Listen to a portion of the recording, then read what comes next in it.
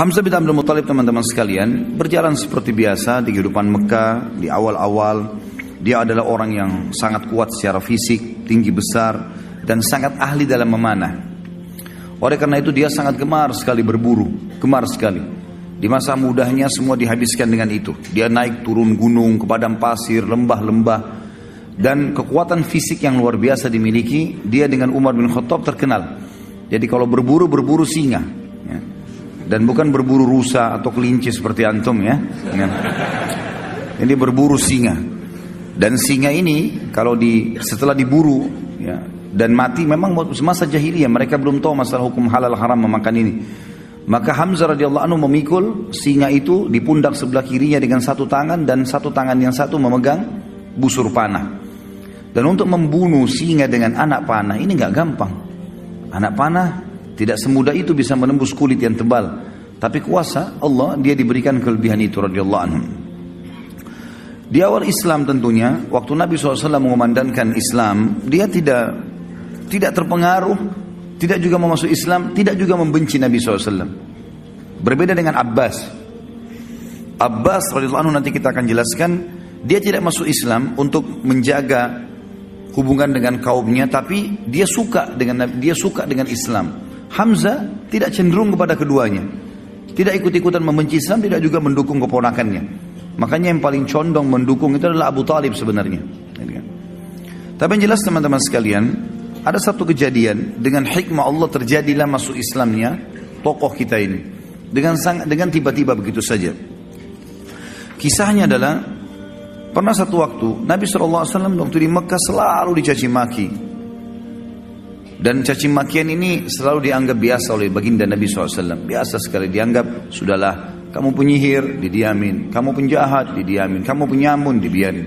Bahkan Nabi SAW pernah lagi sujud, dituangkan kotoran unta di atas leher beliau SAW diam.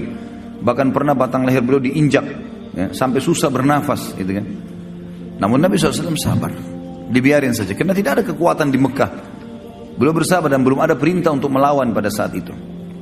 Tapi satu waktu teman-teman sekalian, Abu Jahal waktu melihat Nabi SAW lagi tawaf, dia mengucapkan kata-kata yang sangat menyakitkan, bahkan lebih sakit daripada melukai fisik. Namun dalam buku sejarah tentu tidak disebutkan cacian itu seperti apa. Cuman hampir semuanya mengatakan cacian itu sangat menyakitkan, bahkan mengalahkan sakitnya fisik. Penghinaan yang luar biasa. Dan tidak ada orang yang membela Nabi SAW, walaupun dari suku beliau. Ada seorang budak wanita, budaknya Abdullah bin Jud'an. Abdullah bin Jud'an ini adalah orang yang terkenal, sangat baik sekali di Mekah. Hadis Aisyah mengatakan, ya Rasulullah, Ibnu Jud'an, orangnya sangat baik di Mekah. Sangat santun, suka silaturahim keluarga, suka bantu orang susah. Kata Aisyah, ya Rasulullah, dalam hadis Bukhari Muslim, Ibnu Jud'an, siapa yang tidak kenal kebaikannya di masa jahiliyah? Apakah bermanfaat amal-amal yang dia kerjakan?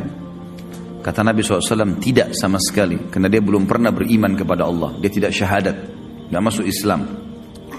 Yang jelas Ibnu Jud'an ini, Abdullah bin Jud'an, tidak pernah membenci Nabi SAW, tapi dia tidak masuk Islam. Ada budak wanitanya dia lewat melihat Nabi SAW dicaci maki dengan cara seperti itu. Dan dia tahu tuannya ini, Abdullah bin Jud'an, tidak membenci Nabi SAW. Maka dia pun berusaha mengangkat suaranya mengatakan, hai Quraisy, tidakkah kalian punya sopan santun? Kenapa kalian membiarkan ini? Kenapa dicaci maki? Nggak ada yang peduli. Apalagi ini budak wanita yang bicara. Maka budak ini lari keliling sampai dia keluar pintu gerbang Mekah yang dikenal dengan pintu Bani Syaibah. Begitu keluar di sana dia temu Hamzah. Hamzah baru pulang dari berburu, lagi bawa singa, ya, di pundak kirinya dengan pegang busur panah. Dan ini yang buat ini cuma Umar bin Khattab sama Hamzah berdua. Kalau dua orang ini masuk ke Mekah sendirian, berburu tidak ditemani sama teman-temannya, sendirian. Yang lain semua pada sibuk, pada mengajak teman-temannya kalau berburu untuk berjaga-jaga, dia enggak. Begitu lewat, budak ini mengatakan, wahai Hamzah, tidakkah kau mengetahui apa yang Abu Hakam lakukan terhadap ponakanmu Muhammad? Kata Hamzah, apa yang dilakukan? Kata dia telah mencaci makinya begini dan begitu. Disebutkanlah kalimat-kalimat cacian itu. Tapi sekali lagi dalam riwayat tidak disebutkan. Dan memang tidak ada maslahat kita mengetahui jenis cacian itu. Yang penting memang ini perbuatan yang buruk. Maka kata Hamzah, tidak ada yang membelahnya. Kata budak tersebut, demi Allah tidak ada. Maka Hamzah nggak pakai tunggu pada saat itu. Sambil membawa singa, sambil memegang busur, langsung datangi Abu Jahal di dekat Ka'bah. Tidak pakai banyak ngomong. Singanya ditaruh di sebelah situ, kepalanya Abu Jahal dihantam dengan busur. Berdarah, luka. Karena Abu Jahal waktu itu dianggap rajanya Mekkah lah istilahnya, orang yang dituakan di situ. Maka orang-orang sekitarnya mau membela. Kata Hamzah, silahkan, maju silahkan, siap untuk mati. Hamzah mau membela. Lalu dia mengatakan kepada Abu Jahal, hai Abu Hakam, berani benar kau caci maki ponakanku, sementara aku dalam agamanya. Kalimat itu, sementara aku dalam agamanya. Padahal Hamzah belum masuk Islam ini. Dia pun tidak tahu kenapa dia ucapkan kalimat itu.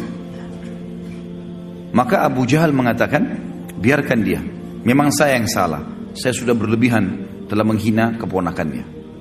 Hamzah radhiyallahu anhu pulang ke rumahnya. Dia renungi kalimat tersebut.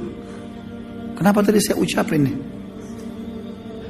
Apakah besok saya harus kembali ke Quraisy dan mengatakan bahwasanya saya bukan di agamanya Muhammad? Dan ini aib bagi orang Arab menjilat kembali ludahnya. Sudah mengucapkan lalu ditarik, nggak mungkin. Tapi kalau saya tidak perbaiki, saya bukan Muslim, bukan agamanya Muhammad ini. Dia bingung pada saat itu. Pada malam itu dikatakan dalam riwayat-riwayat yang sahih, dia berdoa kepada Allah mengatakan, ya Allah, kalau agama keponakanku Muhammad benar, tanamkan dalam hatiku. Dan kalau seandainya tidak benar, maka hilangkanlah, berikanlah aku solusi dengan Quraisy. Maka Hamzah pun berkata keesokan paginya pada saat dia bangun, dia merasa dekat, dia merasa tenang dengan agama Nabi SAW, maka dia pun datang mengucapkan syahadat.